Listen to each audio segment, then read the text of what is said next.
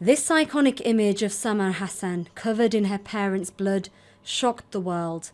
It brought to focus the brutality of the war in Iraq, a war which was meant to bring freedom and democracy.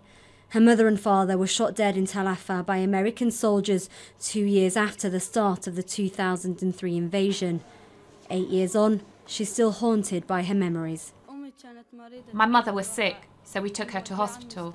We set off before sunset, and when we returned, the sun had already set, and all of a sudden, Americans appeared in front of us, opening fire on us immediately, without questioning. Her brother and 3 sisters were with her in the back of the car. She was only 8. They told us that they would take us to hospital. They took us to hospital and they abandoned us there and left and didn't ask about us again. Rakan, her brother, was also shot and paralysed. He too was killed 3 years later after a bomb struck their house.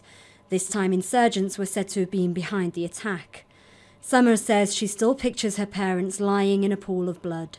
I remember everything. When I sit alone, my mind goes astray and I start to cry. Then I run out of the house.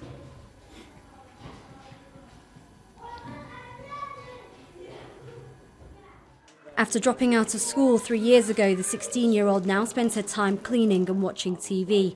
Her sister Jolan says their lives have been ruined.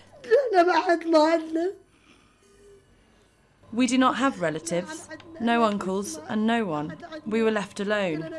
What is my guilt? And what was the guilt of my sisters? We were all very young. Only one of my sisters was older than me. We did nothing.